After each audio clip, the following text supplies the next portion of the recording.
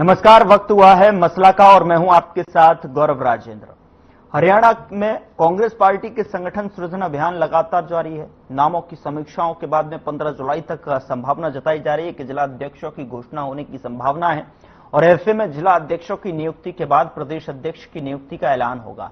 और कांग्रेस संगठन नियुक्तियों में सोशल इंजीनियरिंग यानी फॉर्मूले पर जोर दे रही है। ऐसा माना जा रहा है कि बता दें कि सोशल इंजीनियरिंग फॉर्मूला, जानकारी के मुताबिक केंद्रीय पर्यवेक्षकों ने सभी जिलों से 6-6 नामों के पैनल तैयार कर कांग्रेस हाईकमान को सौंप दिए हैं। इन नामों पर समीक्षा के बाद 15 जुलाई तक जिला अध्यक्षों के नाम की घोषणा होने की संभावना जताई जा रही है। जिला अध्यक्ष की नियुक्ति के बाद में प्रदेश अध्यक्ष की नियुक्ति का ऐलान होगा। जानकारी के मुताबिक कांग्रेस इस बार जाट या अन्य ओबीसी चेहरे को प्रदेश अध्यक्ष बनाने पर विचार भी कर रही है ताकि व्यापक सामाजिक समीकरण बनाया जा सके। जाट नेताओं में दीपेंद्र हुड्डा, रणदीप सुरजेवाला के नाम चर्चा में भी है, जबकि ओबीसी चेहरों में रावदान सिंह, रामकिशन गुर्जर और चंद्र प्रकाश का भी नाम सामने आया गया। बीते दिनों आपको बता दें कि जिस तरीके से बैठक का दिल्ली में भी हुई है, पर्यवेक्षकों से नाम पर, यानी कि जो पर्यवेक्षक अपने बैठक के दौरान हरियाणा से जिन नामों को लेकर हाईकमान के सामने बैठे, उनको लेकर चर्चा भी हुई दिल्ली में और यहां पर कई बड़े चेहरों के साथ में ये बैठक हुई है और इस पर बस इंतजार है तो सिर्फ हाईकमान की मोहर का। संगठन पर फाइनल मोहर का इंतजार लगातार हो रहा है। हरियाणा की राजनीति में सबकी नजरें, सबकी निगाहें हाईकमान की तरफ टिकी हुई हैं। पर्यवेक्षक और ऑब्जर्वर्स जिस तरीके से हरियाणा में संगठन को मजबूत करने की दिशा में जो बैठक और मीटिंग्स ले रहे थे, उनमें बहुत सारी तस्वीरें निकल कर आई, लेकिन समीकरण धरातल पर और किस तरीके से है, किस तरीके की राजनीति लगातार संगठन को लेकर होती नजर आ रही है, किस तरीके से खेमे में जुटी हुई है कांग्रेस और लगातार जिस तरीके से भारतीय जनता पार्टी आरोप लगाती है कि हरियाणा की राजनीति को संभालना कांग्रेस का लिए इतना बड़ा काम है, चुनौतीपूर्ण काम है और इतना आसान भी नहीं है कि जितना कांग्रेस अब इस संगठन सृजन अभियान के माध्यम से जो तस्वीरें दिखा रही है या फिर दिखाने का जनता तक पहुंचाने का जो प्रयास कर रही है। लेकिन जो गुटबाजी का मामला है या फिर कांग्रेस के अंदरूनी आंतरिक मसलों का जो मामला है, वो भी छिपा नहीं है, यहां पर वो भी सबके सामने उजागर है और ऐसे में बहुत सारे सवाल उठते हैं। आज धरातल के समीकरण है उसको स्पष्ट तरीके से हम जानने की कोशिश करेंगे। एक पैनल हमारे साथ जुड़ा हुआ है, उसका तारुफ मैं आपके साथ करा देता हूं। आज की चर्चा की शुरुआत करें उससे पहले हमारे साथ रामराजी शर्मा, प्रवक्ता भारतीय जनता पार्टी की तरफ से जुड़ रहे हैं। बहुत स्वागत है सर आपका। अपना पक्ष रखने के लिए भारतीय जनता पार्टी की तरफ से अपना पक्ष रखेंगे। और योगेश सिहाग, प्रवक्ता कांग्रेस पार्टी की तरफ से जुड़ रहे हैं। बहुत स्वागत है सर आपका भी। और योगेश जी अपना पक्ष कांग्रेस की तरफ से रखते हुए नजर आएंगे। कृष्ण कुटिल, प्रवक्ता इनेलो पार्टी की तरफ से हमारे साथ जुड़ रहे हैं। बहुत स्वागत है सर आपका भी। और सबसे पहले शुरुआत योगेश जी आप की एक प्रतिक्रिया से मैं करना चाहूंगा, फिर उस डिबेट को मैं ओपन करूंगा। तमाम जो मेहमान हमारे साथ जुड़े हुए हैं उनके पास हम बारी बारी से उनके पास पहुंचेंगे और आपकी प्रतिक्रिया पर क्या कुछ उनका रिएक्शन है, किस तरीके से इस स्थिति को देख पा रहे हैं। क्या मोहर लगना आप बस दिन मात्र का इंतजार रह गया है, कुछ दिन, कुछ घंटे, कुछ समय का इंतजार, उसके बाद जो लिस्ट तैयार की गई है, फाइनल लिस्ट जो तैयार की गई है, बताया जा रहा है कि उसके जो पर्यवेक्षक ऑब्जर्वर हैं वो हाईकमान के सामने नामों पर चर्चा हुई है और ऐसे में हाईकमान की तरफ से फाइनल मोहर लगना बाकी है। क्या कहेंगे योगेश जी? देखिए गौरव जी, सबसे पहले तो आपके माध्यम से सभी दर्शकों को और पैनलिस्ट प्रवक्ता साथियों को नमस्कार, राम राम। और मैं धन्यवाद करना चाहूंगा, धन्यवाद आपके चैनल का और गौरव जी आपका, कि देखिए आपने कांग्रेस पार्टी की बिल्कुल जो संगठन सृजन अभियान चल रहा है और उसको मीडिया को भी कि उन्होंने पूरी इम्पोर्टेंस दी हुई है, क्योंकि हरियाणा की जनता चाहती है और वो समझती है कि कांग्रेस पार्टी ही एकमात्र विकल्प है जो पूरी मजबूती से जनता की, विपक्ष की आवाज को उठाती है। और मैं समझता हूँ, देखिए 4 जून को माननीय राहुल गांधी जी ने चंडीगढ़ में बैठक ली थी और उसके बाद से ही ये एक टाइम बाउंड प्रोसेस जो निर्धारित किया गया और इस पायलट प्रोजेक्ट की शुरुआत गुजरात से राहुल जी ने की थी और गुजरात में के बाद हरियाणा और मध्य प्रदेश में अभी ये चल रहा है। और इसमें देखिए खास बात ये है गौरव जी जो एक नई शुरुआत की है, जैसे भारतीय जनता पार्टी में भी 2 महीने पहले संगठन बना था, लेकिन उस संगठन में मेरे भी कई मित्र हैं, उन्होंने अप्लाई किया जिलाध्यक्ष पद के लिए, नॉमिनेशन फॉर्म भरे उन्होंने, लेकिन जब मैंने उनसे पूछा भाई तुमने विड्रॉ क्यों कर लिया, बोले जी विड्रॉ पे तो पहले ही साइन करवा लिए थे। तो ये जो एक दिखावा करते हैं, इनमें भारतीय जनता पार्टी में आंतरिक लोकतंत्र नहीं है।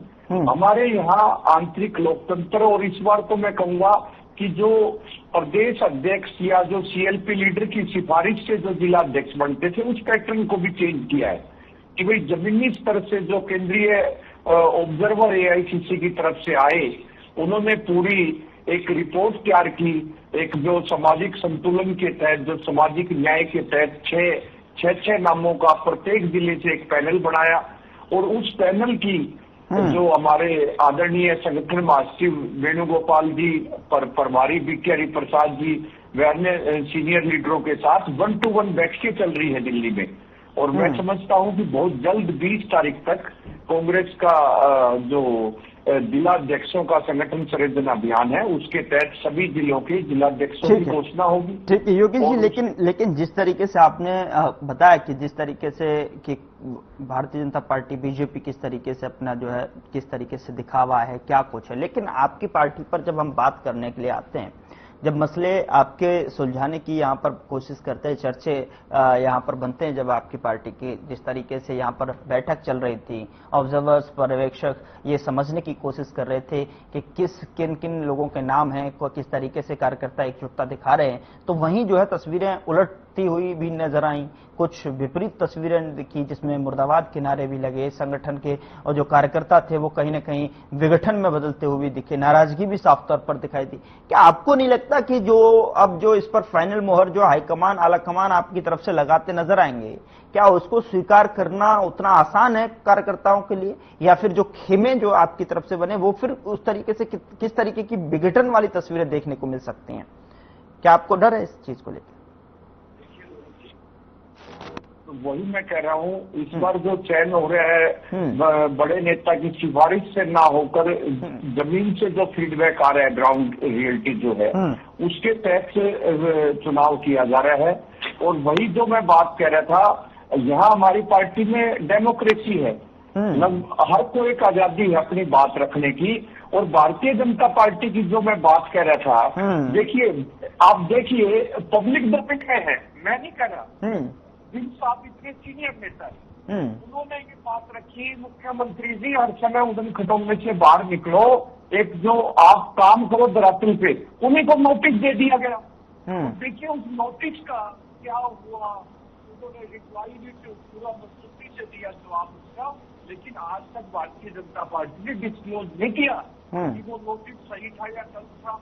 अब आज आप देखिए जमीन से जुड़े नेता है कांग्रेस पार्टी, उनको महत्व देती है, और इनके यहाँ एक जो मजबूत जो नेता जो हमारी पार्टी से ये इम्पोर्ट तो कर लेते हैं, हमें इन्वॉल्व में राव इंद्रजीत इतने मजबूत नेता है, और उन्होंने जो सरकार बनाने में अहम भूमिका नहीं निभाई, लेकिन इन्होंने मुख्यमंत्री जिनको चुना, जिन्होंने पूर्व के मुख्यमंत्री ने जिनके नाम की सिफारिश की, और निकलती है यहाँ, ये आप राजस्थान का उदाहरण देख चुके हो, पर्ची से मुख्यमंत्री का चयन हुआ। चलिए ठीक है, ये कहते हैं हमारे पर्ची खर्ची बंद, मुख्यमंत्री तक ठीक है, मैं ओपन करता हूं डिबेट को, जो है मैं चर्चा आऊंगा मैं आपके पास में, लेकिन प्रतिक्रिया ले लेते हैं। रामराज शर्मा जी, डेमोक्रेसी है कांग्रेस के अंदर और हर एक कार्यकर्ता को अपनी बात रखने का हक है, और उस हक के दौरान ही, हक के अंतर्गत ही उन्होंने तो अपनी आवाज उठाएंगे। आप अपने देखिए, हम कार्यकर्ता हैं, इतने सालों से सेवा कर रहे हैं पार्टी की, तो हमें भी कोई पद चाहिए, हम इस खेमे के हैं उस खेमे के हैं,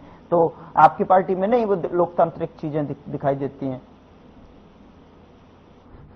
शर्मा जी,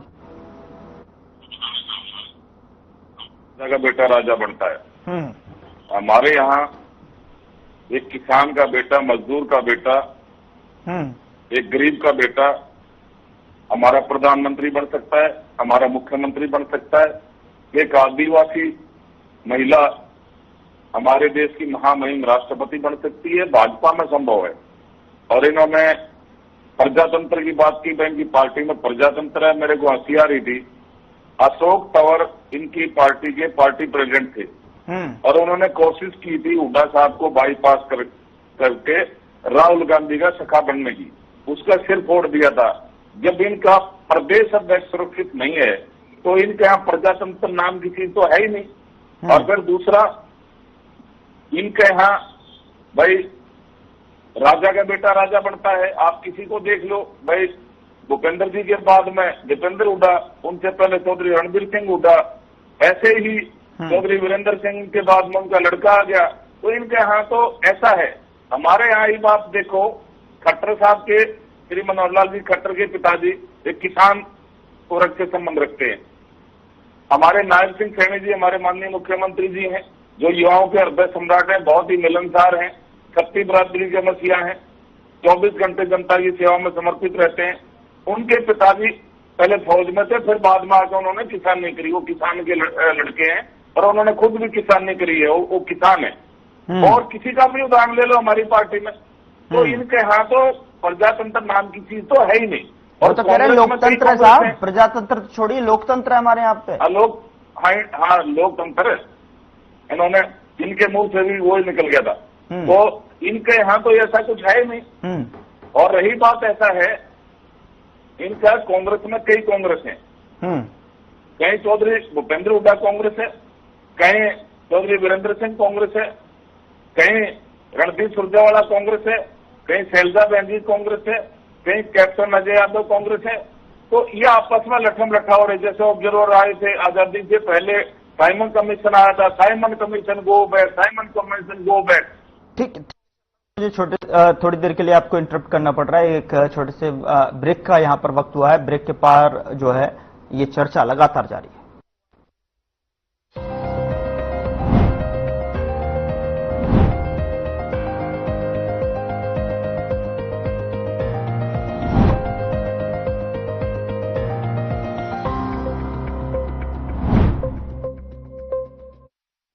कुछ लोग खाते पीते तो बहुत बढ़िया हैं, पर फिर भी उनकी सेहत नहीं बनती।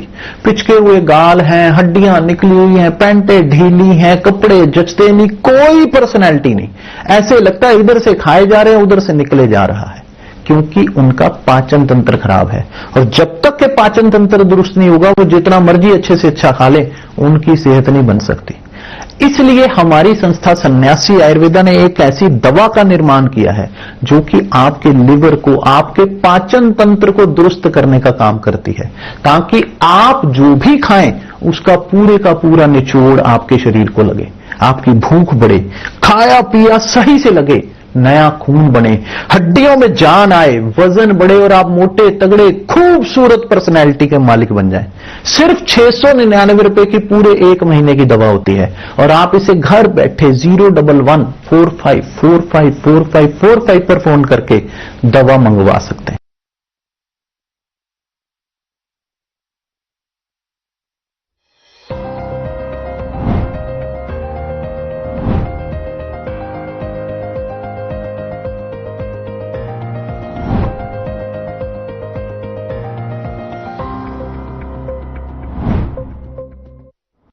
ब्रेक के बाद मसला में आपका स्वागत है। और हरियाणा की राजनीति की अगर बात की जाए तो कांग्रेस का संगठन सृजन अभियान लगातार जारी है और ऐसे में जो है बीते दिनों दिल्ली के भीतर जो है हरियाणा कांग्रेस संगठन सृजन अभियान को लेकर जो है चर्चा भी हुई, बैठक भी हुई और जो पर्यवेक्षक नाम लेकर आए उन पर चर्चा भी हुई है। इंतजार है तो सिर्फ हाईकमान की फाइनल मोहर का। अब फाइनल मोहर पर जो है आज चर्चा चल रही है। रामराज शर्मा जी, आप जो है ब्रेक से पहले जो अपनी बात रख रहे थे, आप कंप्लीट कीजिए।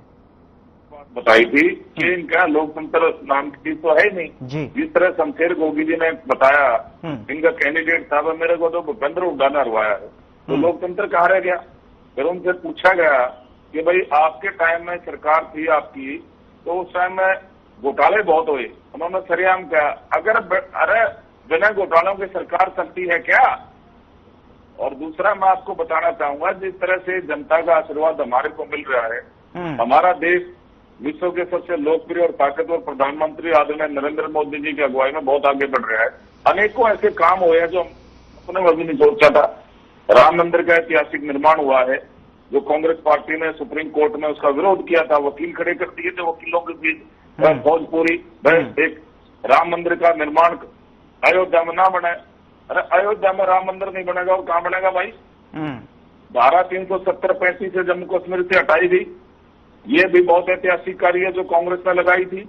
और वक्फ बोर्ड संशोधन बिल जो एक कानून बन गया है, ये भी बहुत ऐतिहासिक कार्य है। अगर आप कर मेरे घर पे वो हाथ रख दें भाई ये वक्फ बोर्ड की जमीन है, तो वो शर्मा जी वो तो संगठन मजबूत करने की दिशा में अग्रसर है। संगठन को आर्थिक दृष्टि से हम मजबूत हुए हैं। रक्षा के क्षेत्र में आर्थिक दृष्टि से हम चौथे पायदान पर आगे, रक्षा के क्षेत्र में हम आत्मनिर्भर हो गए हैं।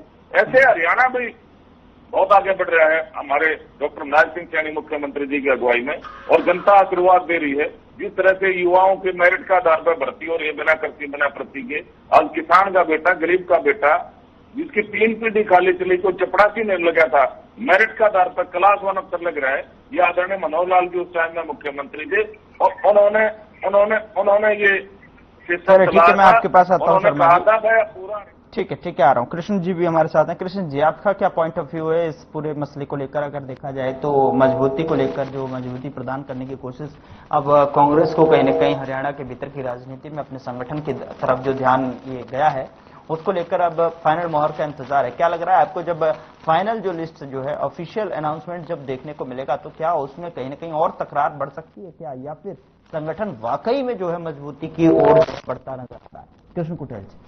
देखिए अभी तक तो कांग्रेस का जो संगठन सृजन अभियान जो चला हुआ है उसमें मुझे -1% भी जो है कि कोई आशा जो है कि वो नजर नहीं आती।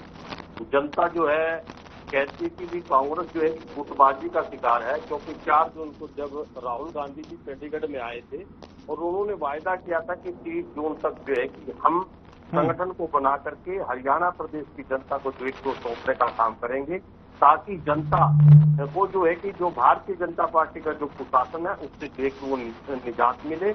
लेकिन अभी तक जो है कि चाहे वो पर्यवेक्षक हो और चाहे उनका जिला स्तर पर जो है कि कार्यक्रम उन्होंने जो किए हैं उसके अंदर जो है कि गुटबाजी जो है कि मुख्य रूप से जो है कि वो नजर आई है। और आज जिन लोगों के नाम जो है कि आगे आ रहे हैं तो ऐसे प्रवृत्ति के लोग हैं जिन्होंने खुले रूप से चुनाव के दौरान भारतीय जनता पार्टी को जो है कि वो सपोर्ट करने का काम किया है। और यहाँ पर जो है कि कहा कि भी हम जिलाध्यक्षों की सूची जो है कि जल्द ही जनता के बीच में देने का काम करेंगे, लेकिन गुटबाजी का शिकार है। एक दूसरे का नेतृत्व जो है कि कांग्रेस में स्वीकार नहीं है, राष्ट्रीय अध्यक्ष का भय नहीं है। कांग्रेस के नेता खुले घोड़े यानी बेलगाम घोड़े के समान है। और जो सोशल इंजीनियरिंग की बात करते हैं, अगर ये लोग सोशल इंजीनियरिंग की बात करते हैं तो ये ओबीसी को जो है कि आरक्षण देने का काम करते, तो फिर मंडल कमीशन आयोग की जो फाइल थी वो क्यों धूल चाटती रहती। और आखिर में जब वीपी सिंह इस देश के प्रधानमंत्री थे और जगत साहू देवीलाल जी ने जब इस देश का नेतृत्व किया और तब जाकर के वीपी सिंह ने जो है कि आरक्षण की जो है कि वो घोषणा करने का काम किया है।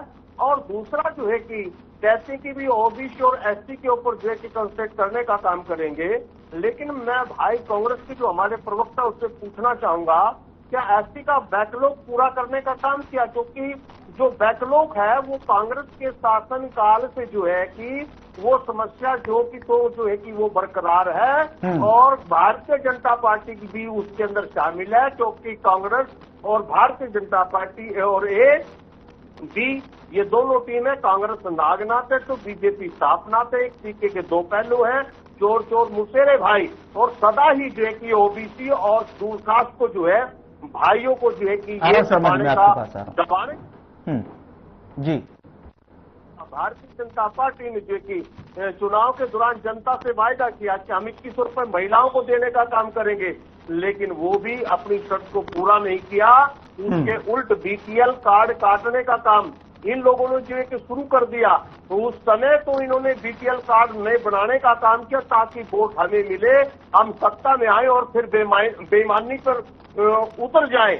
आज सरेआम भारतीय जनता पार्टी के लोग और इनके प्रशासनिक अधिकारी सरेआम जो है कि जनता को लूटने का काम करे, जनता के पैसे के साथ जो है कि खिलवाड़ करने का काम कर रहे हैं।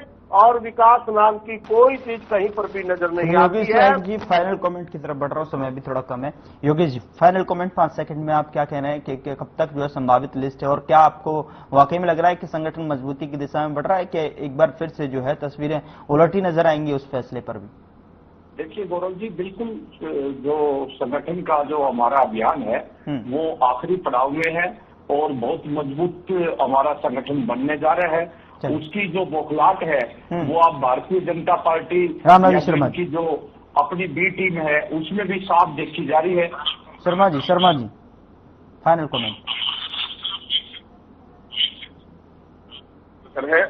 और हरियाणा के मुख्यमंत्री माननीय मोदी जी का जो विकसित भारत का सपना है उसको साकार करने में लगे हुए हैं। जनता का आशीर्वाद है, ऐसे ही हम जनता की सेवा करते रहेंगे, जनता हमारे को आशीर्वाद देती रहेगी।